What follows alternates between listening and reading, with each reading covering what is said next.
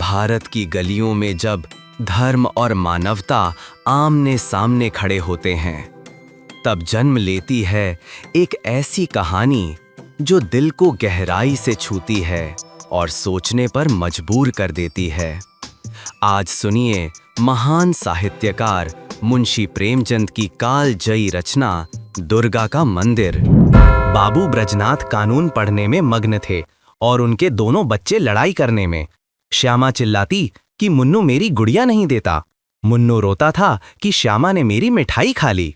ब्रजनाथ ने क्रुद्ध होकर भामा से कहा, तुम इन दुष्टों को यहां से हटाती हो कि नहीं? नहीं तो मैं एक एक की खबर लेता हूं। भामा चूल्हे में आग जला रही थी। बोली, अरे तो अब क्या संध्या को भी पढ़ते ही रहोगे? जरा दम तो ले लो। ब्रज, उठा तो ना जाएगा? बैठी बैठी वहीं से कानून बघारोगी। अभी एक आध को पटक दूंगा तो वहीं से गरजती हुई आओगी कि हाय हाय बच्चे को मार डाला। भामा, तो मैं कुछ बैठी या सोई तो नहीं हूं। जरा एक घड़ी तुम ही लड़कों को बहलाओगे तो क्या होगा? कुछ मैंने ही तो उनकी नौकरी नहीं लिखाई। ब्रजनाथ से कोई जवाब न देते बन पड़ा। क्रोध पानी के समान बहाव का मार्ग ना पाकर और भी प्रबल हो जाता है। यद्यपि ब्रजनाथ नैतिक सिद्धांतों के ज्ञाता थे, पर उनके पालन में इस समय कुशल न दिखाई दी। मुद्दई और मुद्दालय दोनों को एक ही लाठी हाँका और दोनों को रोते चिल्लाते छोड़ कानून का ग्रंथ बगल में दबा कॉलेज पार की राह ली। सावन का महीना था। आज कई दिन के बाद बादल हटे थे। हरे भरे वृक्ष सुनहरी चादर ओढ़े खड़े थे। मृदु समीर सावन का राग गाता था और बगुले डालियों पर बैठे हिंडोले झूल रहे थे। ब्रजनाथ एक बेंच पर आ बैठे और किताब खोली, लेकिन इस ग्रंथ की अपेक्षा प्रकृति ग्रंथ का अवलोकन अधिक चित्ताकर्षक था। कभी आसमान को पढ़ते थे, कभी पत्तियों को, कभी छविमयी हरियाली को और कभी सामने मैदान में खेलते हुए लड़कों को। एकाएक उन्हें सामने घास पर कागज की एक पुड़िया दिखाई दी। माया ने जिज्ञासा की आड़ में, चलो देखें इसमें क्या है। बुद्धि ने कहा, तुमसे मतलब, पड़ी रहने दो। लेकिन जिज्ञासा रूपी माया की जीत हुई। ब्रजनाथ ने उठकर पुड़िया उठा ली। कदाचित किसी के पैसे पुड़िया में लिपटे गिर पड़े हैं। खोलकर देखा, सावरेन थे। गिना, पूरे 8 निकले। कुतूहल की सीमा न रही। ब्रजनाथ की छाती धड़कने लगी। 8 सावरेन हाथ में लिए सोचने लगे, इन्हें क्या करूं?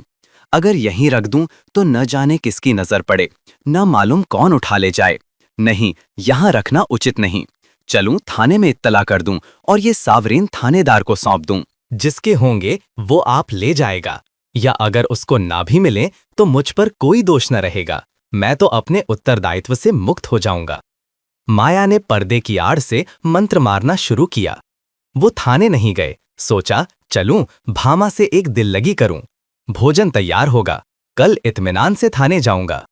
भामा ने सावरेन देखे तो हृदय में एक गुदगुदी सी हुई। पूछा, किसकी है? ब्रज, मेरी। भामा, चलो कहीं हो ना। ब्रज, पड़ी मिली है। भामा, झूठ बात, ऐसे ही भाग्य के बली हो तो सच बताओ कहाँ मिली, किसकी है? ब्रज, सच कहता हूं, पड़ी मिली है। भामा, मेरी कसम। तुम्हारी कसम। भामा गिन्नियों को पति के हाथ से छीनने की चेष्टा करने लगी। ब्रजनाथ ने कहा, क्यों छीनती हो? भामा, लाओ मैं अपने पास रख लूं। ब्रज, रहने दो, मैं इसकी इत्तला करने थाने जाता हूं। भामा का मुख मलिन हो गया। बोली, पड़े हुए धन की क्या इत्तला? हाँ और क्या, इन 8 गिन्नियों के लिए ईमान बिगाड़ूंगा। भामा, अच्छा तो सवेरे चले जाना, इस समय जाओगे तो आने में देर होगी। ब्रजनाथ ने भी सोचा, यही अच्छा। थाने वाले रात को तो कोई कार्रवाई करेंगे नहीं। जब अशर्फियों को पड़ा ही रहना है, तब जैसे थाना वैसे मेरा घर। गिन्नियां संदूक में रख दी। खा पी कर लेते तो भामा ने हंसकर कहा, आया धन क्यों छोड़ते हो? लाओ मैं अपने लिए एक गुलूबंद बनवा लूं, बहुत दिनों से जी तरस रहा है। माया ने इस समय हास्य का रूप धारण किया। ब्रजनाथ ने तिरस्कार करके कहा, गुलूबंद की लालसा में गले में फांसी लगाना चाहती हो क्या? प्रातःकाल ब्रजनाथ थाने के लिए तैयार हुए। कानून का एक लेक्चर छूट जाएगा, कोई हर्ज नहीं। वो इलाहाबाद के हाई कोर्ट में अनुवादक थे। नौकरी में उन्नति की आशा ना देखकर साल भर से वकालत की तैयारी में मग्न थे। लेकिन अभी कपड़े पहन ही रहे थे कि उनके एक मित्र मुंशी गोरेलाल आकर बैठ गए और अपनी पारिवारिक दुश्चिंताओं की राम कहानी सुनाकर अत्यंत विनीत भाव से बोले, भाई साहब, इस समय मैं इन झंझटों में ऐसा फंस गया हूं कि बुद्धि कुछ काम नहीं करती। तुम बड़े आदमी हो, इस समय कुछ सहायता करो। ज्यादा नहीं, 30 रुपए दे दो, किसी न किसी तरह काम चला लूंगा। आज 30 तारीख है, कल शाम को तुम्हें रुपए मिल जाएंगे। ब्रजनाथ बड़े आदमी तो न थे, किंतु बड़प्पन की हवा बांध रखी थी। ये मिथ्याभिमान उनके स्वभाव की एक दुर्बलता थी। केवल अपने वैभव का प्रभाव डालने के लिए ही वो बहुधा मित्रों की छोटी मोटी आवश्यकताओं पर अपनी वास्तविक आवश्यकताओं को निछावर कर दिया करते थे। लेकिन भामा को इस विषय में उनसे सहानुभूति न थी। इसीलिए जब ब्रजनाथ पर इस प्रकार का संकट आ पड़ता था, तब थोड़ी देर के लिए उनकी पारिवारिक शांति अवश्य नष्ट हो जाती थी। उनमें इनकार करने या टालने की हिम्मत न थी। वो सकुचाते हुए भामा के पास गए और बोले, तुम्हारे पास 30 रुपए तो न होंगे, मुंशी गोरेलाल मांग रहे हैं। भामा ने रुखाई से कहा, मेरे पास तो रुपए नहीं। ब्रज, होंगे तो जरूर, बहाना करती हो। भामा, अच्छा बहाना ही सही। ब्रज, तो मैं उनसे क्या कह दूं? भामा, कह दो घर में रुपए नहीं हैं, तुमसे न कहते बने तो मैं पर्दे की आड़ से कह दूं। ब्रज, कहने को तो मैं कह दूं, लेकिन उन्हें विश्वास ना आएगा, समझेंगे बहाना कर रहे हैं। भामा, समझेंगे तो समझा करें। ब्रज, मुझसे ऐसी बेमुरौवती नहीं हो सकती, रात दिन का साथ ठहरा, कैसे इनकार करूं? भामा, अच्छा तो जो मन में आवे सो करो, मैं एक बार कह चुकी, मेरे पास रुपए नहीं। ब्रजनाथ मन में बहुत खिन्न हुए। उन्हें विश्वास था कि भामा के पास रुपए हैं, लेकिन केवल मुझे लज्जित करने के लिए इनकार कर रही है। दुराग्रह ने संकल्प को दृढ़ कर दिया। संदूक से 2 गिन्नियां निकाली और गोरेलाल को देकर बोले, भाई, कल शाम को कचहरी से आते ही रुपये दे जाना। ये एक आदमी की अमानत है, मैं इसी समय देने जा रहा था। यदि कल रुपये ना पहुंचे तो मुझे बहुत लज्जित होना पड़ेगा, कहीं मुंह दिखाने योग्य न रहूंगा। गोरेलाल ने मन में कहा, अमानत स्त्री के सिवा और किसकी होगी, और गिन्नियां जेब में रखकर घर की राह ली। आज पहली तारीख की संध्या है। ब्रजनाथ दरवाजे पर बैठे गोरेलाल का इंतजार कर रहे हैं। 5 बज गए, गोरेलाल अभी तक नहीं आए। ब्रजनाथ की आंखें रास्ते की तरफ लगी हुई थीं। हाथ में एक पत्र था, लेकिन पढ़ने में जी नहीं लगता था। हर तीसरे मिनट रास्ते की ओर देखने लगते थे, लेकिन सोचते थे, आज वेतन मिलने का दिन है, इसी कारण आने में देर हो रही है, आते ही होंगे। 6 बजे, गोरेलाल का पता नहीं। कचहरी के कर्मचारी एक एक करके चले आ रहे थे। ब्रजनाथ को कई बार धोखा हुआ। वो आ रहे हैं, जरूर वही हैं, वैसी ही अचकन है, वैसी ही टोपी है, चाल भी वही है। हाँ, वही हैं, इसी तरफ आ रहे हैं। अपने हृदय से एक बोझा सा उतरता मालूम हुआ, लेकिन निकट आने पर ज्ञात हुआ कि कोई और है। आशा की कल्पित मूर्ति दुराशा में बदल गई। ब्रजनाथ का चित्त खिन्न होने लगा। वो एक बार कुर्सी से उठे, बरामदे की चौखट पर खड़े हो सड़क पर दोनों तरफ निगाह दौड़ाई। कहीं पता नहीं। 2-3 बार दूर से आते हुए इक्कों को देखकर गोरेलाल को भ्रम हुआ। आकांक्षा की प्रबलता। 7 बजे चिराग जल गए। सड़क पर अंधेरा छाने लगा। ब्रजनाथ सड़क पर उद्विग्न भाव से टहलने लगे। इरादा हुआ, गोरेलाल के घर चलूं। उधर कदम बढ़ाया, लेकिन हृदय कांप रहा था कि कहीं वो रास्ते में आते हुए न मिल जाएं, तो समझें कि थोड़े से रुपयों के लिए इतने व्याकुल हो गए। थोड़ी ही दूर गए कि किसी को आते देखा। भ्रम हुआ गोरेलाल हैं, मुड़े और सीधे बरामदे में आकर दम लिया। लेकिन फिर वही धोखा, फिर वही भ्रांति। तब सोचने लगे कि इतनी देर क्यों हो रही है। क्या अभी तक वो कचहरी से ना आए होंगे? ऐसा कदापि नहीं हो सकता। उनके दफ्तर वाले मुद्दत हुई निकल गए। बस 2 बातें हो सकती हैं, या तो उन्होंने कल आने का निश्चय कर लिया, समझे होंगे रात को कौन जाए, या जानबूझकर बैठे होंगे, देना न चाहते होंगे। उस समय उनको गरज थी, इस समय मुझे गरज है, मैं ही किसी को क्यों ना भेज दूं? लेकिन किसे भेजूं? मुन्नू जा सकता है, सड़क ही पर मकान है। ये सोचकर कमरे में गए, लैंप जलाया और पत्र लिखने बैठे, मगर आंखें द्वार ही की ओर लगी हुई थीं। अकस्मात किसी के पैरों की आहट सुनाई दी, परंतु पत्र को एक किताब के नीचे दबा लिया और बरामदे में चले आए। देखा, पड़ोस का एक कुंजड़ा तार पढ़ाने आया है। उससे बोले, भाई, इस समय फुर्सत नहीं है, थोड़ी देर में आना। उसने कहा, बाबूजी, घर भर के आदमी घबराए हैं, जरा एक निगाह देख लीजिए। निदान ब्रजनाथ ने झुंझलाकर उसके हाथ से तार ले लिया और सरसरी नजर से देखकर बोले, कलकत्ते से आया है, माल नहीं पहुंचा। कुंजड़े ने डरते डरते कहा, बाबूजी, इतना और देख लीजिए, किसने भेजा है। इस पर ब्रजनाथ ने तार फेंक दिया और बोले, मुझे इस वक्त फुर्सत नहीं है। 8 बज गए। ब्रजनाथ को निराशा होने लगी। मुन्नू इतनी रात बीते नहीं जा सकता। मन में निश्चय किया, आज ही जाना चाहिए। बला से बुरा मानेंगे, इसकी कहाँ तक चिंता करूं। स्पष्ट कह दूंगा, मेरे रुपए दो। भलमनसी भले मानसों से निभाई जा सकती है, ऐसे धूर्तों के साथ भलमनसी का व्यवहार करना मूर्खता है। अचकन पहनी घर में जाकर भामा से कहा, जरा एक काम से बाहर जाता हूं, किवाड़े बंद कर लो। चलने को तो चले, लेकिन पग पग पर रुकते जाते थे। गोरेलाल का घर दूर से दिखाई दिया, लैंप जल रहा था। ठिठक गए और सोचने लगे, चलकर क्या कहूंगा। कहीं उन्होंने जाते जाते रुपए निकालकर दे दिए और देर के लिए क्षमा मांगी तो मुझे बड़ी झेप होगी। वो मुझे क्षुद्र, ओछा, धैर्यहीन समझेंगे। नहीं, रुपयों की बातचीत करूं ही क्यों। कहूंगा, भाई, घर में बड़ी देर से पेट दर्द कर रहा है, तुम्हारे पास पुराना तेज सिरका तो नहीं है। मगर नहीं, ये बहाना कुछ भद्दा सा प्रतीत होता है, साफ कलई खुल जाएगी। इस झंझट की जरूरत ही क्या है, वो मुझे देखकर आप ही समझ जाएंगे। इस विषय में बातचीत की कुछ नौबत ही ना आवेगी। ब्रजनाथ इसी उधेड़बुन में आगे बढ़ते चले जाते थे। जैसे नदी में लहरें चाहे किसी ओर चलें, धारा अपना मार्ग नहीं छोड़ती। गोरेलाल का घर आ गया, द्वार बंद था। ब्रजनाथ को उन्हें पुकारने का साहस न हुआ, समझे खाना खा रहे होंगे। दरवाजे के सामने से निकले और धीरे धीरे टहलते हुए 1 मील तक चले गए। 9 बजने की आवाज कान में आई। गोरेलाल भोजन कर चुके होंगे, यह सोचकर लौट पड़े, लेकिन द्वार पर पहुंचे तो अंधेरा था। वो आशारूपी दीपक बुझ गया था। 1 मिनट तक दुविधा में खड़े रहे। क्या करूं, अभी बहुत सवेरा है, इतनी जल्दी थोड़े ही सो गए होंगे। दबे पांव बरामदे पर चढ़े, द्वार पर कान लगाकर सुना। चारों ओर ताक रहे थे कि कहीं कोई देख न ले। कुछ बातचीत की भनक कान में पड़ी, ध्यान से सुना। स्त्री कह रही थी, रुपये तो सब उठ गए, ब्रजनाथ को कहां से दोगे। गोरेलाल ने उत्तर दिया, ऐसी कौन सी उतावली है, फिर दे देंगे। और दरख्वास्त दे दी है, कल मंजूर हो ही जाएगी। 3 महीने के बाद लौटेंगे, तब देखा जाएगा। ब्रजनाथ को ऐसा जान पड़ा मानो मुंह पर किसी ने तमाचा मार दिया। क्रोध और नैराश्य से भरे हुए बरामदे से उतर आए। घर चले तो सीधे कदम न पड़ते थे, जैसे कोई दिन भर का थका मांधा पथिक हो। ब्रजनाथ रात भर करवटें बदलते रहे। कभी गोरेलाल की धूर्तता पर क्रोध आता था, कभी अपनी सरलता पर। मालूम नहीं किस गरीब के रुपए हैं, उस पर क्या भीती होगी। लेकिन अब क्रोध या खेद से क्या लाभ। सोचने लगे, रुपए कहां से आवेंगे।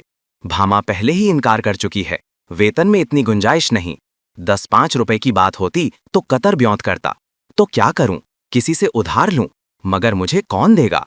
आज तक किसी से मांगने का संयोग नहीं पड़ा, और अपना कोई ऐसा मित्र है भी तो नहीं। जो लोग हैं मुझी को सताया करते हैं, मुझे क्या देंगे। हाँ, यदि कुछ दिन कानून छोड़कर अनुवाद करने में परिश्रम करूं तो रुपए मिल सकते हैं। कम से कम 1 मास का कठिन परिश्रम है। सस्ते अनुवादकों के मारे दर भी तो गिर गई है। हाँ निर्दयी, तूने बड़ी दगा की, न जाने किस जन्म का बैर चुकाया, कहीं का ना रखा। दूसरे दिन से ब्रजनाथ को रुपयों की धुन सवार हुई। सवेरे कानून के लेक्चर में सम्मिलित होते, संध्या को कचहरी से तजवीज़ों का पुलिंदा घर लाते और आधी रात तक बैठे अनुवाद किया करते। सिर उठाने की मोहलत न मिलती, कभी 1-2 भी बज जाते।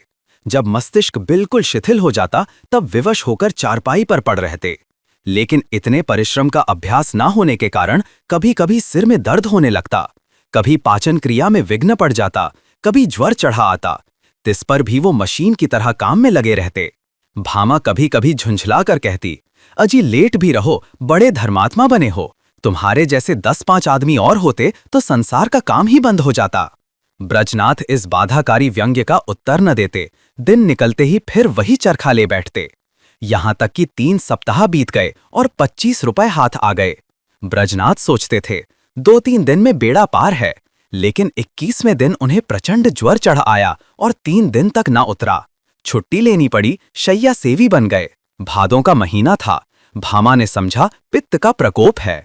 लेकिन जब 1 सप्ताह तक डॉक्टर की औषधि सेवन करने पर भी ज्वर न उतरा, तब घबराई। ब्रजनाथ प्रायः ज्वर में बकझक भी करने लगते। भामा सुनकर डर के मारे कमरे में से भाग जाती, बच्चों को पकड़कर दूसरे कमरे में बंद कर देती। अब उसे शंका होने लगती थी कि कहीं ये कष्ट उन्हीं रुपयों के कारण तो नहीं भोगना पड़ रहा है। कौन जाने रुपये वाले ने कुछ कर धड़ दिया हो। जरूर यही बात है, नहीं तो औषधि से लाभ क्यों नहीं होता। संकट पड़ने पर हम धर्म भीरू हो जाते हैं, औषधियों से निराश होकर देवताओं की शरण लेते हैं। भामा ने भी देवताओं की शरण ली। वह जन्माष्टमी, शिवरात्रि और तीज के सिवा कोई व्रत न रखती थी। इस बार उसने नवरात्रा का कठिन व्रत शुरू किया। 8 दिन पूरे हो गए, अंतिम दिन आया। प्रभात का समय था। भामा ने ब्रजनाथ को दवा पिलाई और दोनों बालकों को लेकर दुर्गा जी की पूजा करने के लिए चली। उसका हृदय आराध्य देवी के प्रति श्रद्धा से परिपूर्ण था। मंदिर के आंगन में पहुंची। उपासक आसनों पर बैठे हुए दुर्गा पाठ कर रहे थे। धूप और अगर की सुगंध उड़ रही थी। उसने मंदिर में प्रवेश किया। सामने दुर्गा की विशाल प्रतिमा शोभायमान थी। उसके मुखारविंद पर एक विलक्षण दीप्ति झलक रही थी। बड़े बड़े उज्ज्वल नेत्रों से प्रभा की किरणें छिटक रही थीं। पवित्रता का एक समासा छाया हुआ था। भामा इस दीप्त वर्ण मूर्ति के सम्मुख सीधी आंखों से ताक न सकी। उसके अंतःकरण में एक निर्मल, विशुद्ध, भावपूर्ण भय का उदय हो आया। उसने आंखें बंद कर लीं, घुटनों के बल बैठ गई और हाथ जोड़कर करुण स्वर से बोली, माता मुझ पर दया करो। उसे ऐसा ज्ञात हुआ मानो देवी मुस्कुराई। उसे उन दिव्य नेत्रों से एक ज्योति सी निकलकर अपने हृदय में आती हुई मालूम हुई। उसके कानों में देवी के मुंह से निकले ये शब्द सुनाई दिए, पराया धन लौटा दे, तेरा भला होगा। भामा उठ बैठी। उसकी आंखों में निर्मल भक्ति का आभास झलक रहा था। मुखमंडल से पवित्र प्रेम बरसा पड़ता था। देवी ने कदाचित उसे अपनी प्रभा के रंग में डुबा दिया था। इतने में दूसरी एक स्त्री आई। उसके उज्ज्वल केश बिखरे और मुरझाए हुए चेहरे के दोनों ओर लटक रहे थे। शरीर पर केवल एक श्वेत साड़ी थी। हाथ में चूड़ियों के सिवा और कोई आभूषण न था। शोक और नैराश्य की साक्षात मूर्ति मालूम होती थी। उसने भी देवी के सामने सिर झुकाया और दोनों हाथों से आंचल फैलाकर बोली, देवी, जिसने मेरा धन लिया हो उसका सर्वनाश करो। जैसे सितार मिज़राब की चोट खाकर थरथरा उठता है, उसी प्रकार भामा का हृदय अनिष्ट के भय से थरथरा उठा। ये शब्द तीव्र शर के समान उसके कलीजे में चुभ गए। उसने देवी की ओर कातर नेत्रों से देखा। उनका ज्योतिर्मय स्वरूप भयंकर था। नेत्रों से भीषण ज्वाला निकल रही थी। भामा के अंतःकरण में सर्वत्र, आकाश से, मंदिर के सामने वाले वृक्षों से, मंदिर के स्तंभों से, सिंहासन के ऊपर जलते हुए दीपक से और देवी के विकराल मुंह से ये शब्द निकलकर गूंजने लगे, पराया धन लौटा दे, नहीं तो तेरा सर्वनाश हो जाएगा। भामा खड़ी हो गई और उस वृद्धा से बोली, क्यों माता, तुम्हारा धन किसी ने ले लिया है? वृद्धा ने इस प्रकार उसकी ओर देखा मानो डूबते को तिनके का सहारा मिला। बोली, हाँ बेटी। भामा, कितने दिन हुए? वृद्धा, कोई 1.5 महीना। भामा, कितने रुपए थे? वृद्धा, पूरे 120। भामा, कैसे खोए? क्या जाने, कहीं गिर गए। मेरे स्वामी पलटन में नौकर थे, आज कई बरस हुए वो परलोक सिधारे। अब मुझे सरकार से 60 रुपए साल पेंशन मिलती हैं। अब की 2 साल की पेंशन एक साथ ही मिली थी। खजाने से रुपए लेकर आ रही थी। मालूम नहीं कब और कहाँ गिर पड़े। 8 गिन्नियां थीं। भामा, अगर वे तुम्हें मिल जाएं तो क्या दोगी? वृद्धा, अधिक नहीं, उसमें से 50 रुपए दे दूंगी। भामा, रुपए क्या होंगे, कोई उससे अच्छी चीज दो। वृद्धा, बेटी, और क्या दूं? जब तक जीऊंगी तुम्हारा यश गाऊंगी। नहीं, इसकी मुझे आवश्यकता नहीं। वृद्धा, बेटी, इसके सिवा मेरे पास क्या है? मुझे आशीर्वाद दो। मेरे पति बीमार हैं, वो अच्छे हो जाएं। क्या उन्हीं को रुपए मिले हैं? हाँ, वो उसी दिन से तुम्हें खोज रहे हैं। वृद्धा घुटनों के बल बैठ गई और आंचल फैलाकर कंपित स्वर से बोली, देवी, इनका कल्याण करो। भामा ने फिर देवी की ओर सशंक दृष्टि से देखा। उनके दिव्य रूप पर प्रेम का प्रकाश था। आंखों में दया की आनंददायिनी झलक थी। उस समय भामा के अंतःकरण में कहीं स्वर्ग लोक से यह ध्वनि सुनाई दी, जा, तेरा कल्याण होगा। संध्या का समय है। भामा ब्रजनाथ के साथ इक्के पर बैठी तुलसी के घर उसकी थाती लौटाने जा रही है। ब्रजनाथ के बड़े परिश्रम की कमाई तो डॉक्टर की भेंट हो चुकी है, लेकिन भामा ने एक पड़ोसी के हाथ अपने कानों के झुमके बेचकर रुपए जुटाए हैं। जिस समय झुमके बनकर आए थे, भामा बहुत प्रसन्न हुई थी। आज उन्हें बेचकर वह उससे भी अधिक प्रसन्न है। जब ब्रजनाथ ने 8 गिन्नियां उसे दिखाई थीं, उसके हृदय में एक गुदगुदी सी हुई थी, लेकिन यह हर्ष मुख पर आने का साहस न कर सका था। आज उन गिन्नियों को हाथ से जाते समय उसका हार्दिक आनंद आंखों में चमक रहा है, ओंठों पर नाच रहा है, कपोलों को रंग रहा है और अंगों पर किलोल कर रहा है। वह इंद्रियों का आनंद था, यह आत्मा का आनंद है। वह आनंद लज्जा के भीतर छिपा हुआ था, यह आनंद गर्व से बाहर निकला पड़ता है। तुलसी का आशीर्वाद सफल हुआ। आज पूरे 3 सप्ताह के बाद ब्रजनाथ तकिए के सहारे बैठे थे। वह बार बार भामा को प्रेमपूर्ण नेत्रों से देखते थे। वह आज उन्हें देवी मालूम होती थी। अब तक उन्होंने उसके बाह्य सौंदर्य की शोभा देखी थी, आज वह उसका आत्मिक सौंदर्य देख रहे हैं। तुलसी का घर एक गली में था। इक्का सड़क पर जाकर ठहर गया। ब्रजनाथ इक्के पर से उतरे और अपनी छड़ी टेकते हुए भामा के हाथों के सहारे तुलसी के घर पहुंचे। तुलसी ने रुपये लिए और दोनों हाथ फैलाकर आशीर्वाद दिया, दुर्गा जी तुम्हारा कल्याण करें। तुलसी का वर्णहीन मुख वैसे ही खिल गया जैसे वर्षा के पीछे वृक्षों की पत्तियां खिल जाती हैं। सिमटा हुआ अंग फैल गया, गालों की झुर्रियां मिटती दीख पड़ीं। ऐसा मालूम होता था मानो उसका कायाकल्प हो गया। वहां से आकर ब्रजनाथ अपने द्वार पर बैठे हुए थे कि गोरेलाल आकर बैठ गए। ब्रजनाथ ने मुंह फेर लिया। गोरेलाल बोले, भाई साहब कैसी तबीयत है? ब्रजनाथ, बहुत अच्छी तरह हूं। गोरेलाल, मुझे क्षमा कीजिएगा, मुझे इसका बहुत खेद है कि आपके रुपये देने में इतना विलंब हुआ। पहली तारीख ही को घर से एक आवश्यक पत्र आ गया और मैं किसी तरह 3 महीने की छुट्टी लेकर घर भागा। वहां की विपत्ति कथा कहूं तो समाप्त ना हो, लेकिन आपकी बीमारी का शोक समाचार सुनकर आज भागा चला आ रहा हूं। ये लीजिए, रुपये हाजिर हैं। इस विलंब के लिए अत्यंत लज्जित हूं। ब्रजनाथ का क्रोध शांत हो गया। विनय में कितनी शक्ति है। बोले, जी हाँ, बीमार तो था लेकिन अब अच्छा हो गया हूं। आपको मेरे कारण व्यर्थ कष्ट उठाना पड़ा। यदि इस समय आपको असुविधा हो तो रुपये फिर दे दीजिएगा। मैं अब उरण हो गया हूं, कोई जल्दी नहीं है। गोरेलाल विदा हो गए तो ब्रजनाथ रुपये लिए हुए भीतर आए और भामा से बोले, ये लो अपने रुपये। गोरेलाल दे गए। भामा ने कहा, ये मेरे रुपये नहीं, तुलसी के हैं। एक बार पराया धन लेकर सीख गई। ब्रज, लेकिन तुलसी के पूरे रुपये तो दे दिए गए। दे दिए तो क्या हुआ, ये उसके आशीर्वाद की न्यौछावर है। ब्रज, कान के झुमके कहाँ से आवेंगे? झुमके न रहेंगे ना सही, सदा के लिए कान तो हो गए। ये थी मुंशी प्रेमचंद की कहानी दुर्गा का मंदिर। ये हमें सिखाती है कि सच्चा धर्म इंसानियत की सेवा है। अगर आपको ये कहानी पसंद आई हो तो चैनल को सब्सक्राइब करें और अगली बार जुड़ें ऐसी ही और प्रेरणादायी कहानियों के साथ।